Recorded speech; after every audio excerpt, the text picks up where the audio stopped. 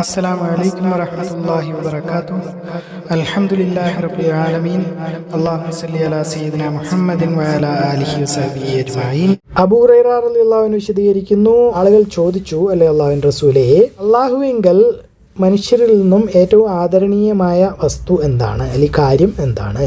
അദ്ദേഹം പറഞ്ഞു, അൽ മുത്തഖൂൻ, അതായത് ഏറ്റവും അധികം ദൈവഭയവും ഏറ്റവും അധികം നന്മയും ചെയ്യുന്ന ആളുകൾ, അല്ലെങ്കിൽ ഇത് ഉള്ള ആളുകൾ, മുത്തഖൂൻ, അവരാകുന്നു അള്ളാഹുവിൻ്റെ അടുക്കൽ ഏറ്റവും ആദരണീയമായ ആളുകൾ. അപ്പോൾ അവർ ചോദിച്ചു, ഞങ്ങൾ അതിനെപ്പറ്റിയല്ല താങ്കളോട് ചോദിച്ചത്. അപ്പോൾ അദ്ദേഹം പറഞ്ഞു, അന്ന യൂസുഫാണ് എന്ന് പറഞ്ഞു. അള്ളാഹുവിൻ്റെ റസൂലാണ്, അള്ളാഹുവിൻ്റെ റസൂലിൻ്റെ മകനാണ്, അള്ളാഹുവിൻ്റെ റസൂലിൻ്റെ മകനാണ്, അള്ളാഹുവിൻ്റെ കൂട്ടുകാരൻ്റെ മകനാണ്, അതായത് ഇബ്രാഹിം. ഹദീസിൻ്റെ വിശദീകരണത്തിൽ പറയുന്നു, അൽ മുത്തഖൂൻ എന്ന് പറഞ്ഞാൽ ഏറ്റവും കൂടുതൽ ദൈവഭയവും ഏറ്റവും കൂടുതൽ നന്മയും അല്ലെങ്കിൽ സത്പ്രവർത്തികളും ചെയ്യുന്ന ആളുകളെയാണ്. അവർ അള്ളാഹുവിനെ ഇത്രയധികം ഭയക്കും എന്ന് വെച്ചാൽ സകല തിന്മകളിൽ നിന്നും പൈശാചിക പ്രവർത്തികളിൽ നിന്നും വിട്ടുനിൽക്കും, എന്തൊക്കെയാണോ അവൻ വിരോധിച്ചിരിക്കുന്നത്. എന്നിട്ട് അള്ളാഹുവിനെ സ്നേഹിക്കും. എത്രമാത്രമാണോ എന്ന് വെച്ചാൽ അവൻ പറഞ്ഞിരിക്കുന്ന ഉത്തരവ് കൊടുത്തിരിക്കുന്ന സകലമാന സത്പ്രവർത്തികളെയും ചെയ്തുകൊണ്ട്. പിന്നെ ഖലീൽ എന്ന് പറഞ്ഞാൽ ഏറ്റവും അടുത്ത കൂട്ടുകാരനാണ് എന്ന് നമ്മൾ കണ്ടിരുന്നു. അപ്പോൾ അവർ ചോദിച്ചു, അതിനെപ്പറ്റിയും അല്ല ഞങ്ങൾ ചോദിച്ചത്. അപ്പോൾ അദ്ദേഹം പറഞ്ഞു, അപ്പോൾ നിങ്ങൾ അറബികളുടെ വംശപരമ്പരയെ പറ്റിയിട്ടാണോ അല്ലെങ്കിൽ അറബികളുടെ തലമുറയെ പറ്റിയിട്ടാണോ ചോദിക്കുന്നത്? അവരായിരുന്നു ഏറ്റവും നല്ലവർ, ഇസ്ലാമിന് മുമ്പുള്ള ജാഹിലിയ കാലഘട്ടത്തിൽ ഉള്ളതിൽ ഏറ്റവും നല്ലത്. അത് മാത്രമല്ല, ഇസ്ലാം വന്നു കഴിഞ്ഞാൽ അവരായിരിക്കും ഏറ്റവും നല്ലത് ഇസ്ലാം സ്വീകരിച്ചതിന് ശേഷം. കാരണം അവർക്ക് മത അറിവ് കൂടുതൽ ആയുണ്ട്, അല്ലെങ്കിൽ അവർക്ക് മനസ്സിലാക്കാനുള്ള കഴിവുണ്ട്. അബീ ഹുറൈറ റളിയല്ലാഹു അൻഹു ഖീല യാ റസൂലുള്ളാഹ് മൻ അക്രമുന്നാസ് ഖാല അത്ഖാഹും ഫഖാലു ലൈസ അൻ ഹാദാ നസ്അലുക ഖാല ഫയൂസുഫു നബിയുല്ലാഹി ഇബ്നു നബിയില്ലാഹി ഇബ്നു നബിയില്ലാഹി ഇബ്നു ഖലീലില്ലാഹ് ഖാലു ലൈസ അൻ ഹാദാ നസ്അലുക ഖാല ഫഅൻ മാദിനിൽ അറബി തസ്അലൂന ഖിയാറുഹും ഫിൽ ജാഹിലിയ്യതി ഖിയാറുഹും ഫിൽ ഇസ്ലാം ഇദാ ഫഖഹു. ഇതിൽ ഒരു കാര്യം എന്ന് പറഞ്ഞാൽ ഏറ്റവും ആദരണീയനായ മനുഷ്യൻ ആരാണ് എന്നതിന് രണ്ടാമത്തെ ഉത്തരം കൊടുത്തത് യൂസുഫ് എന്നാണ്. കാരണം അതൊരു പ്രവാചകനാണ്, അത് വേറൊരു പ്രവാചകൻ്റെ മകനാണ്, അത് വേറൊരു പ്രവാചകൻ്റെ മകനാണ്, അത് ഖലീലിൻ്റെ മകനാണ്. അതായത് ലോകത്തിലെ ഏറ്റവും ആദരണീയനായ മനുഷ്യൻ ആരാണെന്ന് ചോദിച്ചു കഴിഞ്ഞാൽ പച്ചയ്ക്ക് പറയാം, യൂസുഫ് അലൈഹി ഇസ്ലാം. കാരണം യൂസുഫ് അലൈഹി ഇസ്ലാം തന്നെ നബിയാണ്, അദ്ദേഹത്തിൻ്റെ വാപ്പ യാക്കൂബ് അലൈഹി ഇസ്ലാം തന്നെ നബിയാണ്, അതിൻ്റെ വാപ്പ ഇസ്ഹാഖ് അലൈഹി ഇസ്ലാം നബിയാണ്, അതിൻ്റെ വാപ്പ ഇബ്രാഹിം അലൈഹി ഇസ്ലാം നബിയാണ്, റസൂലാണ്, ഖലീലാണ്, അള്ളാഹുവിൻ്റെ അടുത്ത കൂട്ടുകാരനാണ്. വലിയൊരു വംശപരമ്പര, അല്ലെങ്കിൽ നമ്മൾ പറയുമല്ലോ ഇന്ന കുടുംബത്തിൽ നിന്നാണ് ഞാൻ, മറ്റേ വലിയ കുടുംബക്കാരാണ് ഞങ്ങൾ എന്നൊക്കെ പറയുന്ന പോലെ. പിന്നെ ചില ക്രിസ്ത്യാനികൾ പറയുന്നത് കേട്ടിട്ടുണ്ട്, എപ്പോഴും പറയും ഞങ്ങൾ പഴയ ബ്രാഹ്മണന്മാരായിരുന്നു പണ്ട് എന്ന് എപ്പോഴും പൊങ്ങച്ചം പറയുന്നത് പോലെ, വംശപരമ്പര പറയുന്നത് പോലെ ഏറ്റവും വലിയ വംശപരമ്പര എന്ന് പറഞ്ഞാൽ ഇതാണ്. ഇതിലും വലിയൊരു സ്ഥാനം ഉള്ള മനുഷ്യൻ ഇല്ല. സമൂറ വിശദീകരിക്കുന്നു, അള്ളാഹുവിൻ്റെ റസൂൽ സല്ലല്ലാഹു അലൈഹി വസല്ലം പറഞ്ഞതായിട്ട്, 2 ആളുകൾ എൻ്റെ അടുത്തേക്ക് വന്നു, രാത്രിയിൽ എൻ്റെ സ്വപ്നത്തിലാണ് വന്നത്, എന്നിട്ട് എന്നെ അവരോടൊപ്പം കൊണ്ടുപോയി. ഞങ്ങൾ ഒരു വലിയ പൊക്കമുള്ള മനുഷ്യൻ്റെ അടുത്തൂടെ നടന്നുപോയി. അദ്ദേഹത്തിന് എത്ര പൊക്കം ഉണ്ടായിരുന്നു എന്ന് വെച്ച് കഴിഞ്ഞാൽ എനിക്ക് തല കാണാൻ പറ്റുന്നില്ലായിരുന്നു. അദ്ദേഹമായിരുന്നു ഇബ്രാഹിം അലൈഹിസ്സലാം. അപ്പോൾ സ്വപ്നത്തിൽ കാണുന്നത് കൊണ്ട് ആണോ, മഹത്വം കൊണ്ടാണോ, അത് ശരിക്കും ശരീരപ്രകൃതിയിൽ അദ്ദേഹത്തിന് ഇത്രയും പൊക്കം ഉണ്ടായിരുന്നോ എന്ന് നമുക്ക് അറിയില്ല. അപ്പോൾ ഒരു 5 അടി ഒക്കെ ഉള്ള റസൂല് നിന്ന് മേപ്പോട്ട് നോക്കിയാൽ തല കാണാൻ പറ്റാത്തൊരു മനുഷ്യൻ, സ്വപ്നമാണോ ശരിക്കും ഉള്ളത് അങ്ങനെയാണോ അല്ലാഹു അലം, പക്ഷേ ആയിരിക്കാം. ഹദ്ദസന സമൂറത്തു ഖാല ഖാല റസൂലുള്ളാഹി സ്വല്ലല്ലാഹു അലൈഹി വസല്ലം അതാനി അല്ലൈലത ആതയാൻ ഫഅതൈനാ അലാ റജുലിൻ തവീലിൻ ലാ അകാദു അറാ റഅസഹു തൂലൻ വഇന്നഹു ഇബ്രാഹിമു സ്വല്ലല്ലാഹു അലൈഹി വസല്ലം. ഇവിടെ നമ്മൾ നേരത്തെ സംസാരിച്ച കാര്യം പറഞ്ഞിരിക്കുന്നു. കാരണം റസൂൽ സല്ലല്ലാഹു അലൈഹി വസല്ലം ഇബ്രാഹിം അലൈഹി സ്വലാമിനെ പറ്റി പറയുമ്പോൾ എപ്പോഴും സ്വല്ലല്ലാഹു അലൈഹി വസല്ലം എന്നായിരുന്നു പറയാറ്. കാരണം ഒന്ന്, അത് അദ്ദേഹത്തിൻ്റെ വാപ്പായാണ്, വല്യാപ്പായാണ്, പിന്നെ ഒന്ന് വലിയൊരു റസൂലാണ്. ഇബ്രാഹിം സ്വല്ലല്ലാഹു അലൈഹി വസല്ലം എന്നാണ് പറയേണ്ടത്.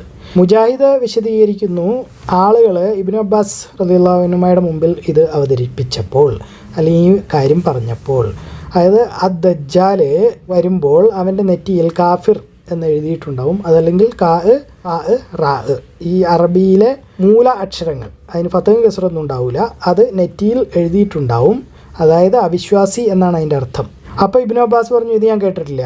പക്ഷെ റസൂൽ സല്ലല്ലാഹു അലൈഹി വസല്ലം പറഞ്ഞു, നിങ്ങൾക്ക് ആർക്കെങ്കിലും ഇബ്രാഹീമിനെ കാണണമെന്നുണ്ടെങ്കിൽ നിങ്ങളുടെ കൂട്ടുകാരനെ നോക്കിയാൽ മതി, അല്ലെങ്കിൽ സഹചാരിയെ നോക്കിയാൽ മതി, അതായത് റസൂൽ സല്ലല്ലാഹു അലൈഹി വസല്ലം സ്വയം. നിങ്ങൾക്ക് ആർക്കെങ്കിലും ഇബ്രാഹീമിനെ കാണണമെന്നുണ്ടെങ്കിൽ എന്നെ കണ്ടാൽ മതി എന്നാണ് അതിൻ്റെ അർത്ഥം. മൂസ അലൈഹിസ്സലാം ചുരുണ്ട മുടിയുള്ള ആളായിരുന്നു, ബ്രൗൺ നിറമുണ്ടായിരുന്നു, ചുവന്ന ഒട്ടകമായിരുന്നു ഓടിച്ചിരുന്നത്. ആ ഒട്ടകത്തിൻ്റെ കടിഞ്ഞാൺ ഉണ്ടാക്കിയിരുന്നത് ഈന്തപ്പന നാരുകൊണ്ടായിരുന്നു. അദ്ദേഹം ആ താഴ്വരയിലേക്ക് ഇറങ്ങി വരുന്നത് ഞാൻ കാണുന്നു. അപ്പോൾ റസൂൽ സല്ലല്ലാഹു അലൈഹി വസല്ലം കാലാതീതമായിട്ട് പലതും കാണാനൊക്കെ പറ്റും. അപ്പോൾ അതിനെ വെച്ച് കഴിഞ്ഞാൽ പണ്ട് മൂസ അലൈഹി സ്വലാം ഹജ്ജിനോ ഉംറയ്ക്കോ ഒക്കെ വേണ്ടി വരുന്നത് അദ്ദേഹത്തിന് കാണാൻ പറ്റും. ഇപ്പോൾ അൻ മുജാഹിദിൻ അന്നഹു സമിഅ ഇബ്നു അബ്ബാസിൻ റളിയല്ലാഹു അൻഹുമാ വദക്കറു ലഹു ദജ്ജാല ബൈന ഐനൈഹി മക്തൂബുൻ കാഫിറുൻ ഔ കാ ഫാ റാ ഖാല ലം അസ്മഉഹു വലാകിന്നഹു ഖാല അമ്മ ഇബ്രാഹിമു ഫൻദുറു ഇലാ സ്വഹിബിക്കും വഅമ്മ മൂസ ഫജഅദുൻ ആദമു അലാ ജമലിൻ അഹ്മറ മഖ്തൂമിൻ ബി ഖുൽബത്തിൻ അന്നി ഉൻദുറു ഇലൈഹി ഇൻഹദറ ഫിൽ വാദി. ഇതിലൊരു കാര്യം കൂടെ നോക്കേണ്ടത്, ഒരു ഭാഷ അതിൻ്റെ ഏറ്റവും ഉന്നത സ്ഥാനത്ത് അല്ലെങ്കിൽ ഉച്ചസ്ഥായിയിലെത്തുമ്പോൾ അതിൻ്റെ പ്രത്യേകത എന്ന് വെച്ച് കഴിഞ്ഞാൽ പല വാക്കുകളും അങ്ങോട്ടും ഇങ്ങോട്ടൊക്കെ മാറ്റി ഉപയോഗിക്കാൻ പറ്റും. കാരണം ആളുകൾ അത്രയും വലിയ പണ്ഡിതന്മാരായിരിക്കും. ഒരേ വാക്ക് തന്നെ നേരെ എതിർ വാക്കുകൾക്ക് ഉപയോഗിക്കാൻ പറ്റും, വിപരീത പദത്തിന്. അപ്പോൾ ആദം എന്ന് പറഞ്ഞാൽ വെളുത്തത് എന്നർത്ഥമുണ്ട്, ആദം എന്ന് പറഞ്ഞാൽ കറുത്തത് എന്നും അർത്ഥമുണ്ട്. അപ്പോൾ അത് എവിടെയാണ് ഉപയോഗിക്കുന്നത് അതിനനുസരിച്ചാണ് മനസ്സിലാക്കുക. അതായത് വലിയ പണ്ഡിതന്മാർക്ക് മാത്രമേ പറ്റുള്ളൂ. ആ ഭാഷ അത്രയധികം വളർന്നു പോയി, അതാണ് ഉദ്ദേശിക്കുന്നത്. ഇവിടെയും മൂസ അലൈഹി ഇസ്ലാമിനെ പറ്റി പറയുമ്പോൾ ആദം എന്നാണ് പറയുന്നത്. ഫജഅദുൻ ആദമു, അദ്ദേഹം കറുത്തതായിരുന്നു. ഹദീസിൻ്റെ വിശദീകരണത്തിൽ പറയുന്നു, ഇബ്രാഹിം അലൈഹിസ്സലാം റസൂൽ സല്ലല്ലാഹു അലൈഹി വസല്ലമയെ പോലെ ആയിരുന്നു കാണാൻ.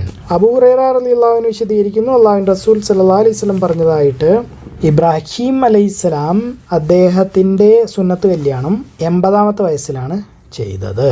ഖദ്ദൂം എന്ന് പറയുന്ന ഒരു സാധനം കൊണ്ടാണ് ചെയ്തത്. അതെന്തോ മൂർച്ചയുള്ള ഒരു സാധനം, എന്താണെന്ന് മനസ്സിലാവുന്നില്ല. അബൂ അസ്സിനാദ് വിശദീകരിക്കുന്നു, മുമ്പ് പറഞ്ഞ ഹദീസ് പോലെ തന്നെ, ഇത് 1356.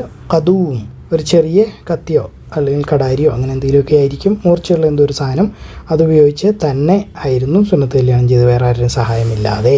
80-ാമത്തെ വയസ്സിൽ അള്ളാഹുവിൻ്റെ ഉത്തരവ് വന്നു, അദ്ദേഹം അത് ചെയ്തു.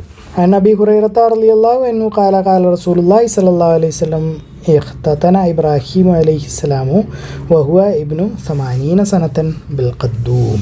അബൂ ഹുറൈറ റളിയല്ലാഹു അൻഹു വിശദീകരിക്കുന്നു, അല്ലാഹുവിൻ്റെ റസൂൽ സല്ലല്ലാഹു അലൈഹി വസല്ലം പറഞ്ഞതായിട്ട്, ഇബ്രാഹിം നുണ പറഞ്ഞിട്ടേയില്ല 3 അവസരങ്ങളിൽ ഒഴികെ. നമ്മൾ കണ്ടിട്ടുണ്ട്, ഇബ്രാഹിം അലൈഹി ഇസ്ലാമിൻ്റെ അടുത്തേക്ക് മഹ്ശറിൽ ചെല്ലുമ്പോൾ, ശുപാർശ ചെയ്യാൻ പറഞ്ഞ് ചെല്ലുമ്പോൾ അദ്ദേഹം പറയും, ഞാൻ 3 നുണ പറഞ്ഞിട്ടുണ്ട് എൻ്റെ ജീവിതത്തിൽ, അതുകൊണ്ട് എനിക്ക് അള്ളാഹുവിന് മുമ്പിൽ പോകാൻ പേടിയാണ്, ശുപാർശ ചോദിക്കാൻ പേടിയാണ് എന്ന് പറയും. 3 നുണ എന്ന് പറഞ്ഞാൽ നുണയൊന്നുമല്ല. ഒന്ന്, അവിടെ എല്ലാ കൊല്ലവും എന്തോ വലിയ നമ്മുടെ ദീപാവലി ഹോളി പോലത്തെ എന്തെങ്കിലും ഒരു കാര്യമാണെന്ന് ഊഹിക്കാം, ഒരു ആഘോഷം നടക്കുമായിരുന്നു. അപ്പോൾ ആളുകൾ ആ പട്ടണം വിട്ട് ദൂരെ എവിടെ ഒരു സ്ഥലത്ത് പോയി അവിടെ മേള പോലെ എല്ലാവരും രാത്രിയിലൊക്കെ താമസിച്ച് ഒരു ദിവസമോ അതേ കുറേ ദിവസമോ കഴിഞ്ഞിട്ടാണ് തിരിച്ചു വരാറ്.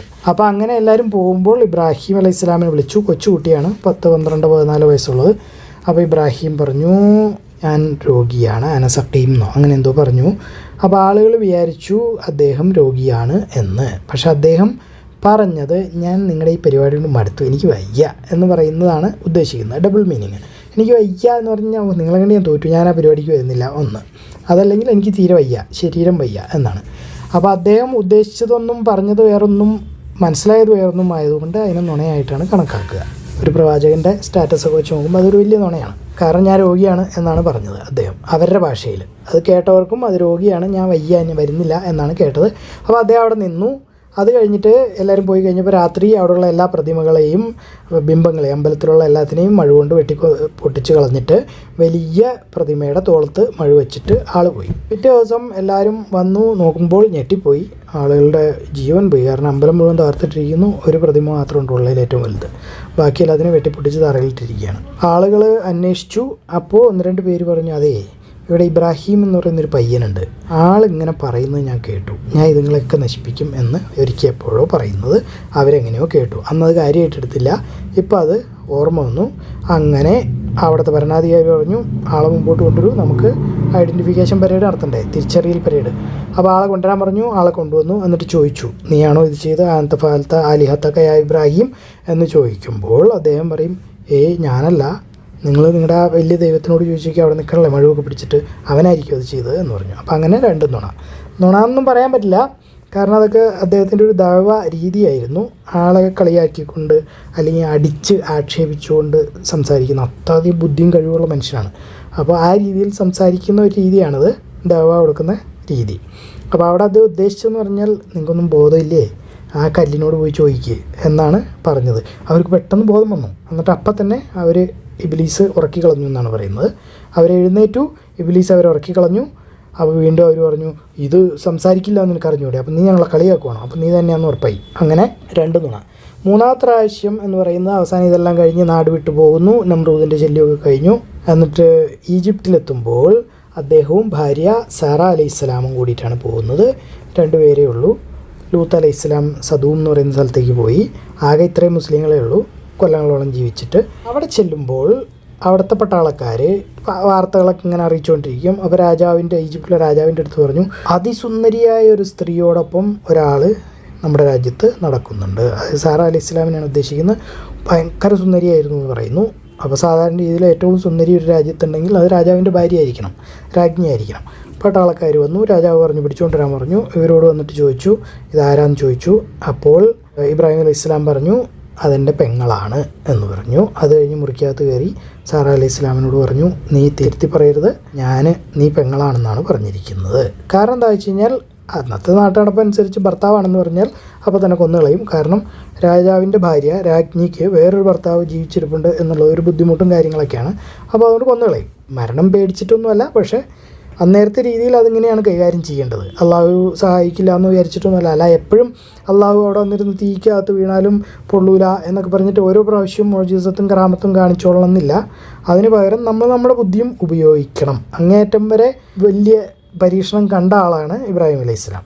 അപ്പോൾ അദ്ദേഹം ഇത് ചെയ്തു എങ്കിൽ നമ്മളും അത് തന്നെയാണ്. അള്ളാഹുവിൻ്റെ അടുത്ത് നിന്ന് മുഅ്ജിസത്തോ അല്ലെങ്കിൽ കറാമത്തോ ഇറങ്ങി വരട്ടെ എന്ന് വിചാരിച്ച് നിൽക്കരുത്. നമ്മൾ ചെയ്യാനുള്ളത് നമ്മൾ ചെയ്യണം. അപ്പോൾ അവിടെ അദ്ദേഹം ചെയ്തതെന്ന് പറഞ്ഞാൽ ഒരു നുണ പറഞ്ഞു. അതുകൊണ്ട് അദ്ദേഹത്തിനെ കൊല്ലാതിരിക്കാൻ വേണ്ടിയിട്ട്, മരിക്കാൻ പേടിയായിട്ടൊന്നുമല്ല.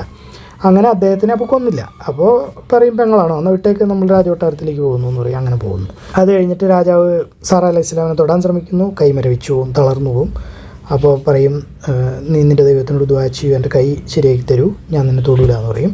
ദുആ ചെയ്യും, കൈ ശരിയായി. വീണ്ടും തൊടാൻ നോക്കും അയാൾ. 3 പ്രാവശ്യം അങ്ങനെ കാണിച്ച് കഴിയുമ്പോൾ 3ാമത്തെ പ്രാവശ്യം പറയും, ഇനി ഞാൻ തൊടൂല, ശല്യം ചെയ്യില്ല എന്ന് പറയും. അപ്പോൾ ദുആ ചെയ്യും, കൈ ശരിയാവും. അപ്പോൾ രാജാവ് പറയും, നീ എന്തോ മന്ത്രവാദിനിയാണെന്ന് തോന്നുന്നു, സാധാ മനുഷ്യ സ്ത്രീയല്ല, അതുകൊണ്ട് എനിക്ക് വേണ്ട എന്ന് പറഞ്ഞിട്ട് പതുക്കെ ഒഴിവാക്കുന്നു. അത് തിരിച്ച് സഹോദരൻ്റെ അടുത്തേക്ക് പറഞ്ഞു വിടുവാണ്. പിന്നെ ഈ മന്ത്രവാദിനിയാണെങ്കിൽ അന്നത്തെ വിശ്വാസവും കാര്യങ്ങളൊക്കെ വെച്ചിട്ട് അന്ധവിശ്വാസത്തിന് അങ്ങേറ്റായിരിക്കുമല്ലോ, ഇസ്ലാമില്ലാത്ത രാജ്യമാണ്. അപ്പോൾ അയാൾ ഉപദ്രവം ഉണ്ടാക്കണ്ട എന്ന് വിചാരിച്ച് ഇനി തിരിച്ചു വല്ല മന്ത്രവാദോ കൂടോത്രോ എന്തെങ്കിലും ചെയ്താലോ എന്ന് പേടിച്ചിട്ട് സമ്മാനമായിട്ട് ഒരു അടിമയെ കൊടുക്കും. അതാണ് ഹാജർ അലൈഹി ഇസ്ലാം. അപ്പോൾ ഇങ്ങനെ 3 പ്രാവശ്യം നുണ പറഞ്ഞിട്ടുണ്ട് എന്ന് നമുക്ക് അറിയാം. ഇതൊന്നും ഒരു വലിയ നുണയൊന്നുമല്ല നമ്മുടെയൊക്കെ ഭാഷയിൽ പറഞ്ഞാൽ, പക്ഷേ നബിമാർക്ക് അത് വലിയ നുണയാണ്. അള്ളാഹുവിൻ്റെ അടുത്തും അത് നുണ തന്നെയാണ്. അൻ അബീ ഹുറൈറ റളിയല്ലാഹു അൻഹു ഖാല റസൂലുള്ളാഹി സ്വല്ലല്ലാഹു അലൈഹി വസല്ലം ലം യക്ദിബ് ഇബ്രാഹിം ഇല്ലാ സലാസ. അബൂ ഹുറൈറ റളിയല്ലാഹു അൻഹു വിശദീകരിക്കുന്നു, ഇബ്രാഹിം അലൈഹിസ്സലാം 3 അവസരങ്ങൾ ഒഴികെ നുണ പറഞ്ഞിട്ടേ ഇല്ല. 2 പ്രാവശ്യം അത് അള്ളാഹുവിന് വേണ്ടിയും, അതായത് ഞാൻ രോഗിയാണ് എന്നും, പിന്നെ ഞാനിത് ചെയ്തിട്ടില്ല എന്നും, അതായത് വിഗ്രഹങ്ങൾ പൊട്ടിച്ചത് വലിയ വിഗ്രഹമാണ് അത് ചെയ്തത് എന്നും പറഞ്ഞു. അത് രണ്ടും അള്ളാഹുവിന് വേണ്ടി പറഞ്ഞതാണ്, ദഅവയുടെ ഭാഗമായിട്ട്. 3ാമത്തെ പ്രാവശ്യം ഇബ്രാഹിമും സാറയും അദ്ദേഹത്തിൻ്റെ ഭാര്യയും യാത്രയിൽ ആയിരുന്നപ്പോൾ അവർ ഒരു ഭീകരനായ അല്ലെങ്കിൽ സ്വേച്ഛാധിപതിയായ ഒരു രാജാവിൻ്റെ രാജ്യത്തുകൂടെ യാത്ര ചെയ്തു. അക്രമകാരി അല്ലെങ്കിൽ സ്വേച്ഛാധിപതിയായ രാജാക്കന്മാരിൽ പെട്ട ഒരു രാജാവായിരുന്നു, അല്ലെങ്കിൽ അതിനകത്തുള്ള കൂടിയ ഐറ്റമായിരുന്നു. അങ്ങനെ ആരോ ഒരാൾ ചെന്ന് ഈ സ്വേച്ഛാധിപതിയുടെ അടുത്ത് പറഞ്ഞു, അവിടെ ഒരു മനുഷ്യൻ, അയാളുടെ പേര് ഇബ്രാഹിം അലൈഹിസ്സലാം എന്നാണ്, കൂടെ ഒരു സുന്ദരിയായ സ്ത്രീയും ഉണ്ട്. അപ്പോൾ ആള് ഇബ്രാഹിമിനെ വിളിക്കാൻ ആളെ വിട്ടു. സാറായെ പറ്റി ചോദിച്ചു, ഈ സ്ത്രീ ആരാന്ന് ചോദിച്ചു. ഇബ്രാഹിം പറഞ്ഞു, ഇതെൻ്റെ പെങ്ങളാണ്. കാര്യം പെട്ടെന്ന് മനസ്സിലായി, കാരണം ഭയങ്കര ബുദ്ധിയുള്ള ആളാണ് ഇബ്രാഹിം അലൈഹി സ്വലാം എന്ന് പറയുന്നത്. ഇബ്രാഹിം എന്നിട്ട് സാറാ അടുത്തിട്ട് ഒളിച്ച് എന്നിട്ട് പറഞ്ഞു, സാറാ, ഈ ഭൂമിയുടെ മുകളിൽ വിശ്വാസികളായി നമ്മൾ 2 പേരും മാത്രമേ ഉള്ളൂ, ഞാനും നീയും. ഈ മനുഷ്യൻ എന്നോട് നിന്നെപ്പറ്റി ചോദിച്ചു, ഞാൻ അവനോട് നീ എൻ്റെ പെങ്ങളാണ് എന്നാണ് പറഞ്ഞിരിക്കുന്നത്. അതുകൊണ്ട് നീ വൈരുദ്ധ്യമായിട്ട് അല്ലെങ്കിൽ എൻ്റെ വചനത്തെ, എൻ്റെ വാക്കിനെ തെറ്റിക്കരുത്, അല്ലെങ്കിൽ ഞാൻ പറഞ്ഞ തെറ്റാന്ന് അവരോട് പറയരുത്. അപ്പോൾ ആ സ്വേച്ഛാധിപതിയായ രാജാവ് സാറയെ വിളിപ്പിച്ചു.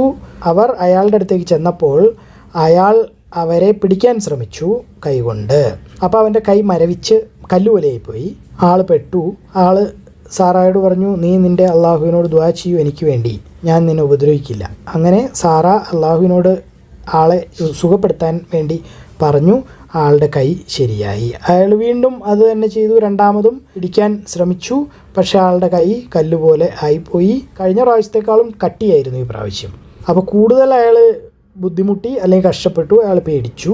അങ്ങനെ വീണ്ടും പറഞ്ഞു, സാറ നിൻ്റെ അള്ളാഹുവിനോട് എനിക്ക് വേണ്ടി ദുആ ചെയ്യൂ, ഞാൻ നിന്നെ ഉപദ്രവിക്കില്ല. സാറ വീണ്ടും അള്ളാഹുവിനോട് ചോദിച്ചു. അയാളുടെ കൈ ശരിയായി. അപ്പോൾ അയാളുടെ കാവൽക്കാരിൽ ഒരാളെ വിളിച്ചു, ഇവരെ അങ്ങോട്ട് കൊണ്ടുവന്ന ആളെ തന്നെ. എന്നിട്ട് പറഞ്ഞു, നീ എനിക്ക് മനുഷ്യ സ്ത്രീയെ അല്ല കൊണ്ടുവന്നത്, ഒരു പിശാച് സ്ത്രീയോ ശൈത്താൻ സ്ത്രീയോ അങ്ങനെ എന്തിനാണ് കൊണ്ടുവന്നിരിക്കുന്നത്.